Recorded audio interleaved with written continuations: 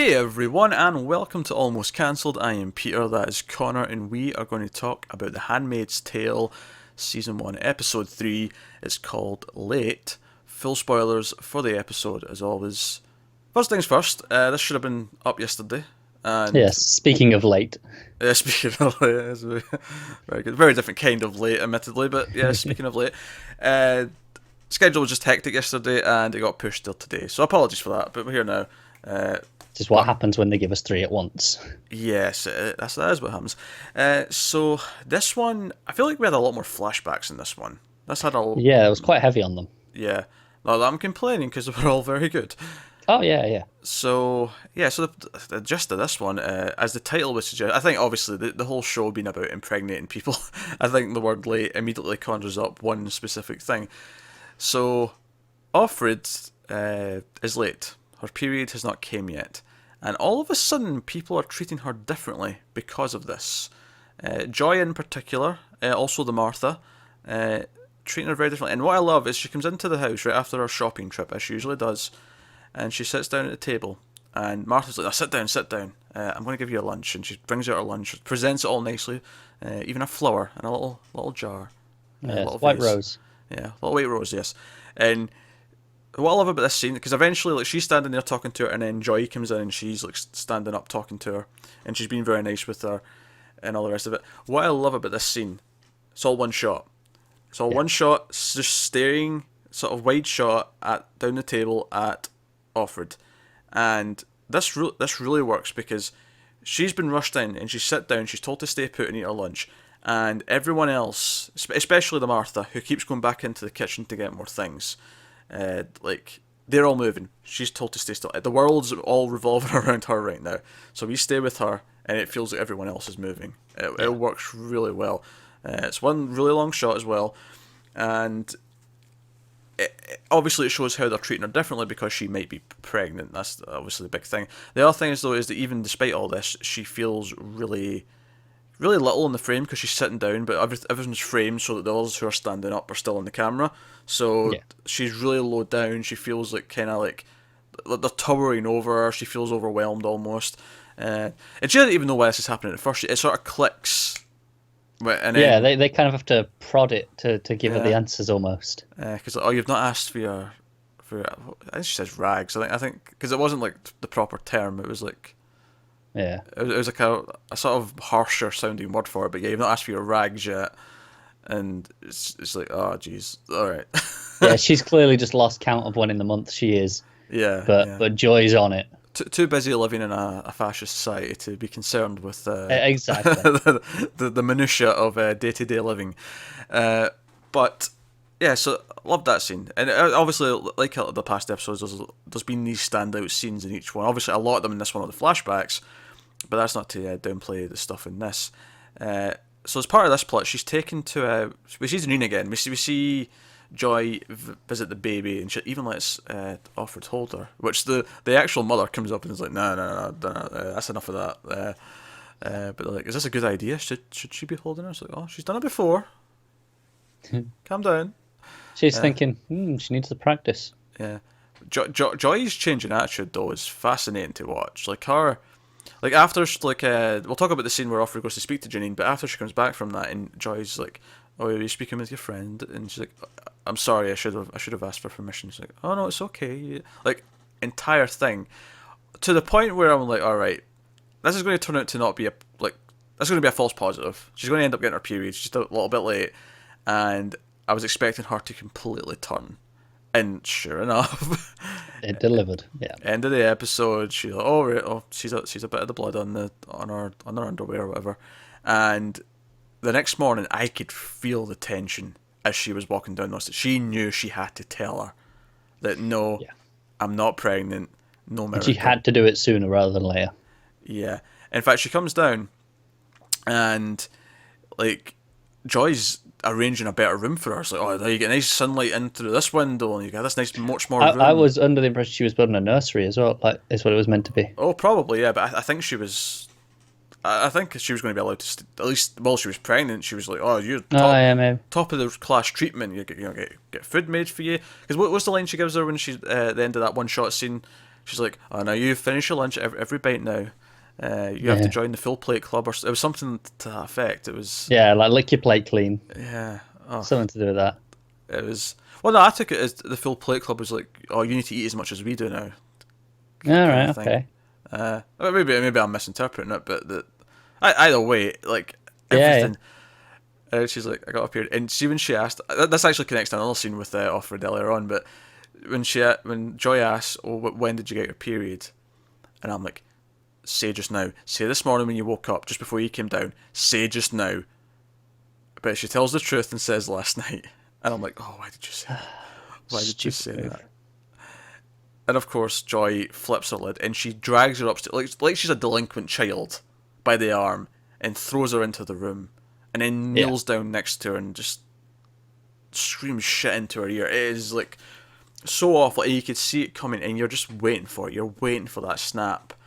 And it's funny because you almost, I think Joy's this really frustrating character because you almost want to kind of sympathise with her as well, because we see she sees what's going on is terrible. In fact, the scene when she's talking to her after her visit with Janine, she kind of slips a little bit. She says, "I know what we do is terrible," and then she pauses and goes, "It's terribly hard."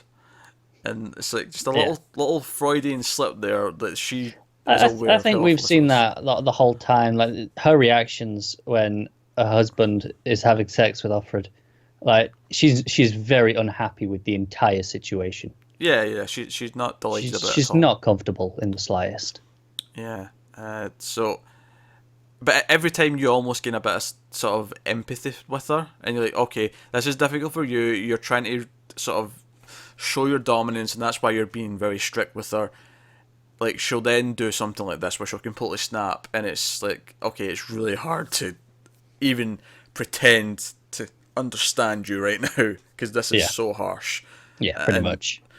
it's I feel this is going to be a trend with this show where it feels like there's a little bit of hope and it's just going to snap it out from under you. Seems about right, really.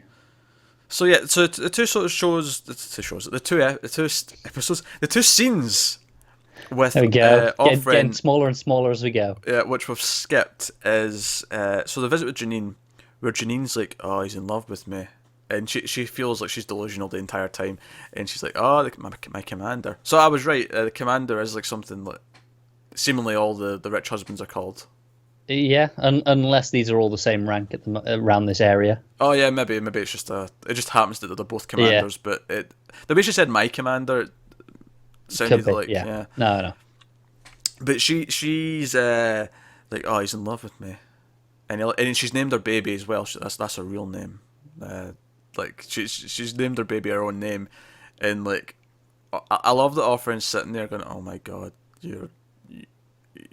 you're about to fall down hard. Either Yeah, you're going to realize that this is all bollocks, and it's going to be depressing because she bit her I don't even know what they'd call her, the wives of the commanders for them, but like she bit her, yeah, and and like you're going to fall down hard, or even worse, like they're going to kill you for suggesting these things if they hear it or if they find out.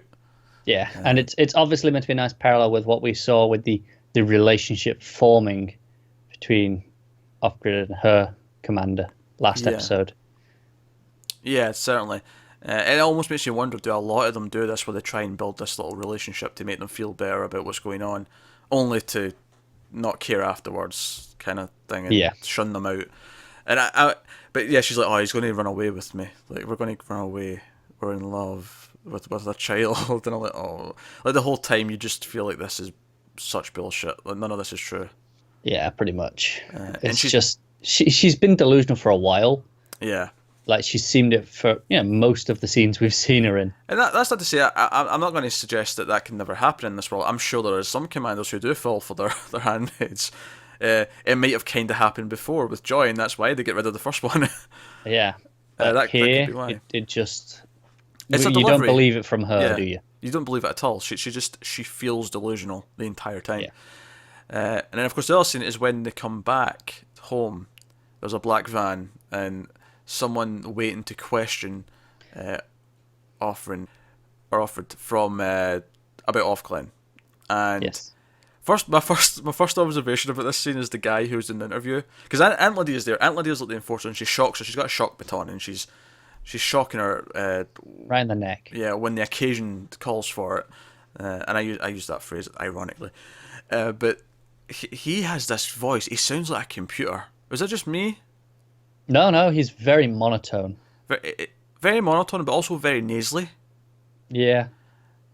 So it had almost this Microsoft Sam kind of voice to him, but he's pretending to be kind of pleasant. He's like, "Oh, we want to get this over with. Just get the information that we're here for," and like that kind of thing. And she's answering the questions as you would expect.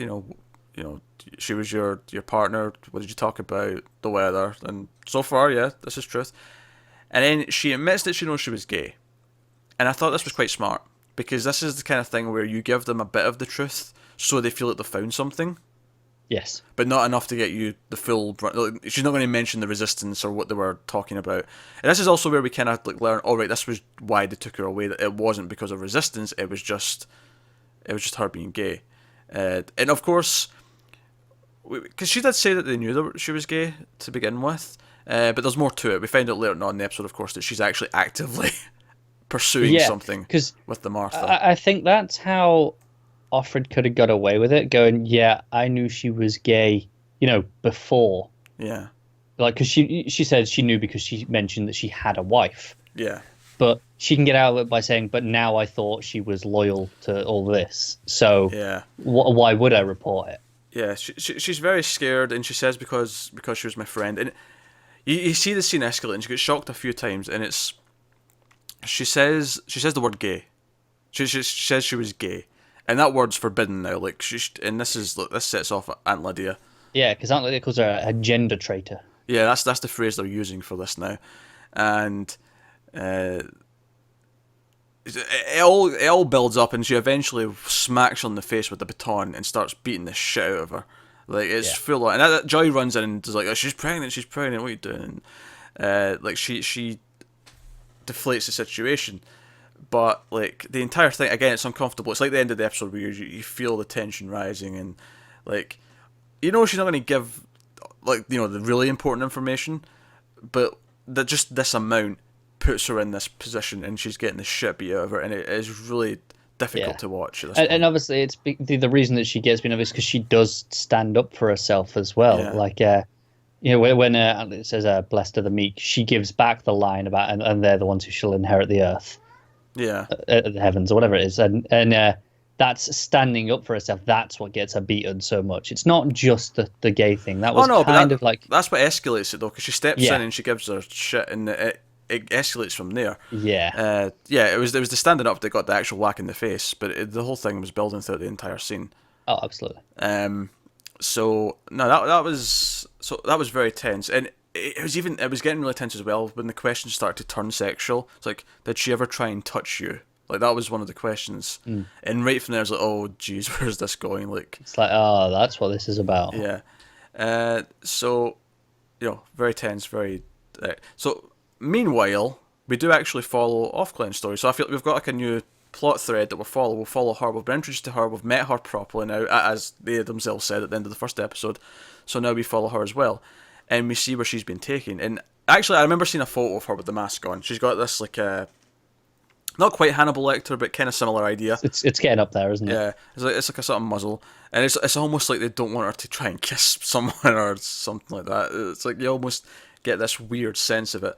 But we see how desperate she is. Like, she actually tries to feel up the guard just before we'll call it the courtroom, although there wasn't much of a trial going on in there. No, their idea of a trial is very, very unusual. It was basically stand in front of me while I tell you you're guilty. Yeah, because they get the guy in to present the evidence, give his testimony, and he goes, "Oh, do you swear that your testimony is the truth?" He goes, "Yep." And I go, "Right then, you're guilty." Pretty much, yeah. That's pretty much what happened. And very desperation. And they say, right, the Martha. This is when we find out the whole thing with the Martha, and there was an actual relationship brewing. They say, right, Martha, you're just to be taken care of. However, you can bear fruit. Yeah, so you're too valuable. Yeah, you will be. What was the Redemption? word? Yeah, I think it was redemption. Yeah, you will be redeemed. Yeah. And it's like, oh god, what does that mean? Like, I immediately went, what the hell does that mean? Yeah. Redeemed. Uh, and we get this fantastic again, another, like, they get put into a van and they can hold hands for a little bit, and we see all this emotion, and neither of them can speak. They're both covered in the mouth. They can't Mm. speak, and there's so much emotion building as the van's driving. When it stops, it goes to one shot from inside the van, essentially from off Glenn's perspective of Yeah. what's going on. And the Martha is taken out. There's a crane with a noose, put it around her head, all one shot. The crane lifts up, and it's as she's dangling, her legs are kicking, the doors are shut, and you can still see her kicking and just dying through the window in the back of the van. And the whole thing is just, again, it's a simple scene of pacing where your stomach's like wrenched Yeah. the entire time.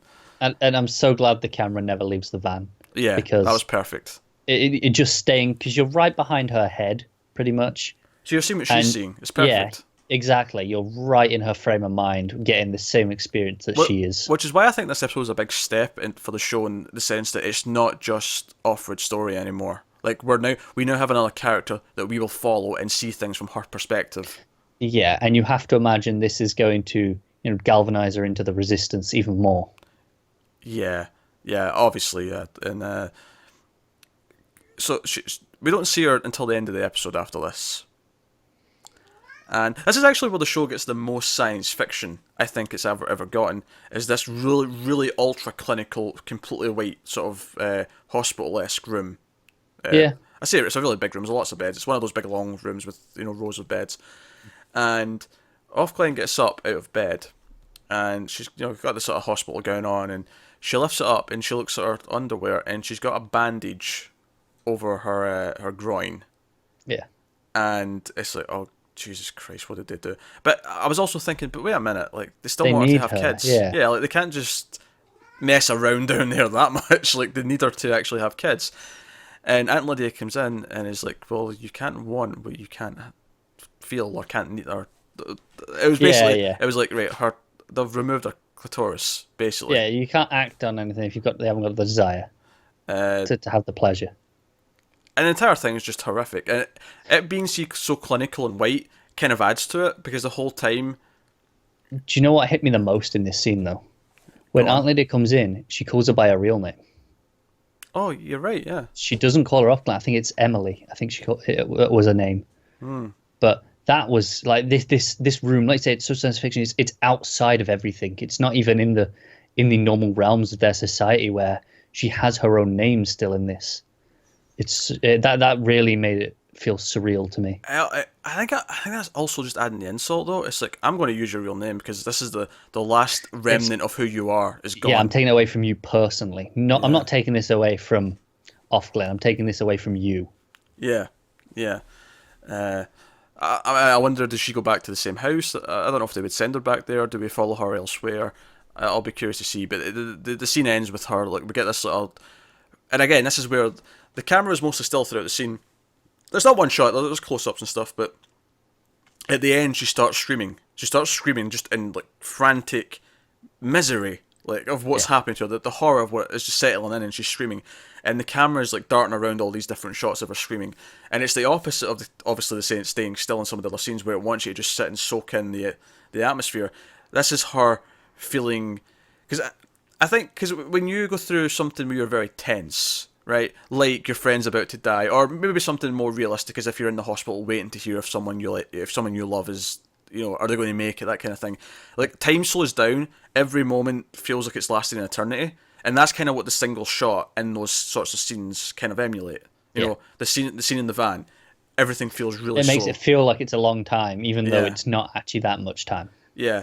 Whereas this is the opposite. This is where your head's spinning and you're frantic and you can't focus, and the emotions just getting to you. And it does the opposite thing where it's like darting around so quick, like it's erratic, sort of, it's almost senseless motion to all these camera cuts. But you can't get a foot on where you are, and that's how you're meant to feel, because that's how she feels. She doesn't feel like she knows where she is or what's going on. I mean, she does really, but emotionally she doesn't. Yeah, And it's great stuff. definitely. Horrific ending. God. So obviously the one thing we've not talked about is the flashbacks. We got a lot more detail on kind of the fall of humanity, I guess. Yeah, it was perhaps a more sudden switch than we were expecting in some respects. I don't know if I'd say that. I think it was still the gradual build of hysteria and things were building there. But because for a start, I don't think like obviously there is a switch here where a lot of things happened at once, and this Yeah, was yeah, it hits a when tipping point. yeah. But I think obviously everything was building to it, like because even before like because the first thing we get is she's running with her friend Moira, who we know from the first episode, and they're jogging and they're in a coffee shop and our card's declined, and the guy working behind the counter just swears at them, calls them sluts, and tells them to get out. Even before that was weird when they asked, "Oh, where's the normal woman who serves us?" He's like, He how was would I just know? like, "How the hell should I know?" Yeah, So that shows all this stuff happening, but they're like just shocked by what he said and like, what is this? And then we get a scene at her work. She's trying to find out why her card was declined, and we find out that all women aren't allowed to own money anymore. yeah, You have to get your male next of kin to retrieve it, and they control the money. You don't have that right anymore. And then the soldiers show up at her work and tell them, "Oh, the women aren't allowed." Oh, it's actually not them. It's the manager for where she works comes out, and what I like about this scene is he genuinely feels uncomfortable with everything he's doing in the yeah. scene. Oh, absolutely. He's terrified of it. There's an army of people there with guns if he doesn't say Yeah, this. yeah. So I mean, he's saying sorry repeatedly. He can't stop saying sorry, but it's like you can't work here anymore, and they all have to. And we get this, and it stays in real time as she goes over to her desk and starts clearing up her things. And the others, there's other random people around the office hugging, clearing up their things, and she's just kind of like in a daze. She doesn't know what's going on, and it's as they're walking out. Actually, one of the soldiers is holding the door open, and she says, "Thank you." Still out of politeness, like this isn't really set in yet. What is going on?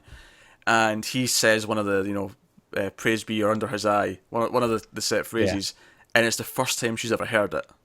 yeah. So And I, what was that? and I thought that was really fascinating. I almost like the idea that at least the core soldiers who are part of this movement at the beginning were sort of an occult like kind of Yeah, they were like thing the true believers. before it was public. Like they were building this up kind of behind the Yeah, scenes. and it's also we learn how they justified all of this was there was or at least they were told there was a terrorist threat. Yeah, they There said was it was temporary. there was something that happened in DC because we get that there was some event that happened, presumably some sort of terrorist attack. Yeah, but I like that it's vague because I think the point is that it was never set in stone anyway, even for them, even for the characters. It was Yeah, something yeah. set. There's been an explosion or something. There's Yeah, there was something in DC, and then there was a heightened sense of terror after that, and it just they used it. They never let it go, and they just kind of perpetuated the media by the sounds of it and kept the fear there, even though yeah. they weren't sure there was more coming. Do you know what?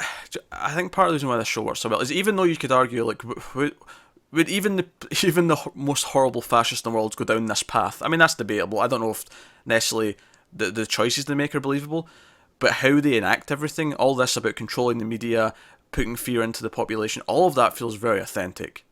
Yeah, that's dictatorship 101. Yeah, and the scene where they're back at her place and the husband comes out and he's trying to ask like what's going on, and he's like, "Oh, I'll try and take care." And like Moira gets offended almost that he wants to try and help them because this isn't like an attack on like the entire. And because I also like the fact she points out, oh, like they hit the jobs and the money at the same time, so no one could leave. Because if they hit the Yeah, jobs first and they still had their cars, they could try and get out of the country and so on. But it was like full on, like everyone. And I like that she is so tough. She is so like she's challenging him, and they're friends. You can tell that he's taking it yeah, yeah. It's not almost banterous. not to heart. He's going along with the conversation, but she's being so tough.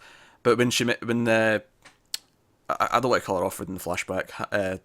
June, when June says, "Oh, that station's shut. You're going to have to walk to this other station," and she looks terrified, and her husband says, "Oh, do you want me to walk you?" And she's like, "F yeah, that place is dodgy." Like, and she doesn't even answer it in a scared way. She answers it with the same sort of blunt kind of toughness, but it's like, "No, yeah, I want an escort. Come on, I want some backup."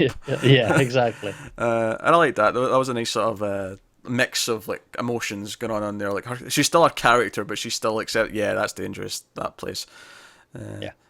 But no, you sort of see society deteriorating. Of course, it all boils down to probably the highlight of the flashbacks is they're at a protest, and very sort of typical protest. All the protesters are up, and the soldiers are sort of holding them back. And then eventually the protesters pull out guns and start firing on the public. They start firing on the protesters. And this is kind of like, alright, we're full on fascist dictatorship now. There's not even protesting, like, Yeah. without the acting government retaliating against you. And you'll know the name of the song that we've got a cover of that's playing over this. I can't remember it now. It's a famous song. I know. But it's slowed down and it's really moody and Yeah. it's over the score. Like it's like they've taken the Yeah, singing, yeah. slowed it down, put it over the score. As they're running away, and again everything's in real time. It's very I want to say almost Children of Men, the way it's shot. It's not one shot, but the way it sort of feels very guerrilla, very sort of behind the characters as they're running away, and you hear the gunshots, and it's very, very, again, realistic and authentic as this stuff's going down. You see people running around them. Eventually, they duck into it's kind of like a coffee shop actually. They duck Yeah. into, and they're hiding like behind something. Some other people are still outside running, and they see them getting mowed down. They eventually there's an explosive that's let out in the street. Full on chaos, full on war in the streets against these protesters.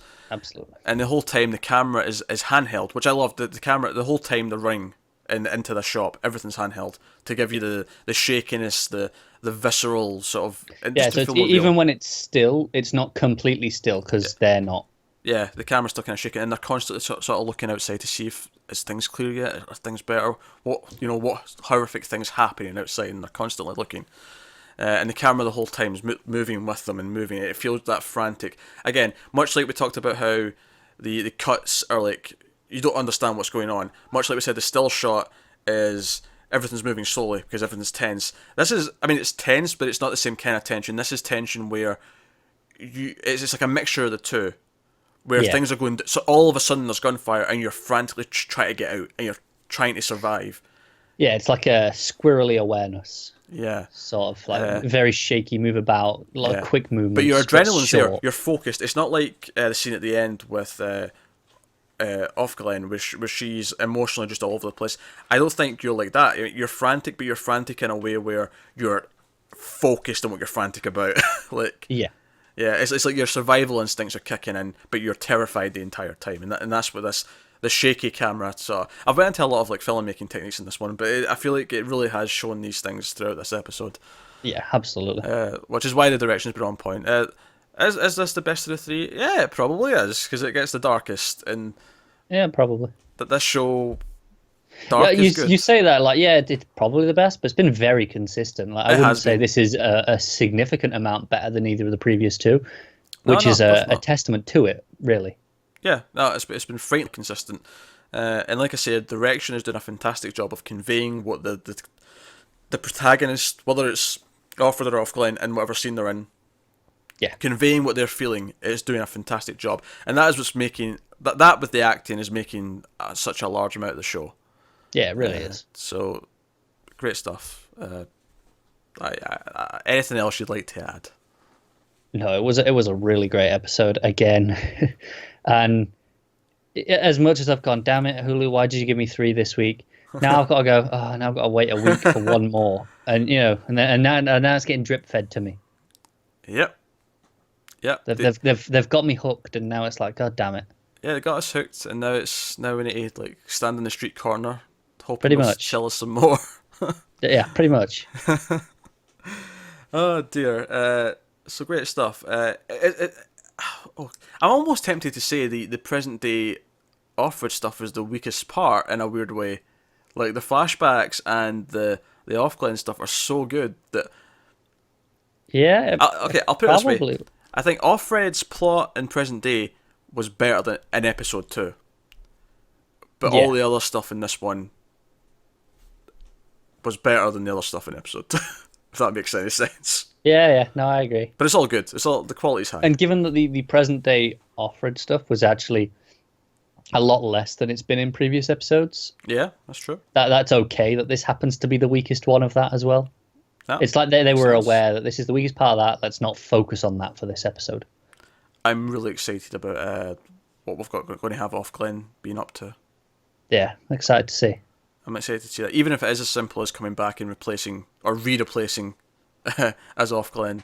Yeah, Offglen 2.0, go back to 1.0. Yeah, so like roll back the firmware. Yeah. Like, like where do we go from there? And could be, and I'd almost expect them not want to do that because we've already heard Offred say she's her friend. Like, you'd think they'd want to keep them Yeah, separate after that. see, I can see it going two ways. They'll want to keep them separate, or they'll put her there to see if they can get any more information. Yeah, or even as a way to scare Offred, like this is what happened to her. Yeah, Like, so yeah. Watch yourself, sort of thing. yeah. So there you go. That's episode 3 of Handmaid's Tale. Let us know what you thought of this one in the comments below. Like, subscribe, all that stuff helps us out a lot. Get us on Twitter at mailed_fuzz for channel updates. Individual Twitters are on the screen if you want to hear us ramble about other things. But that's us, guys. So thanks once again for watching. Have you got any vanilla?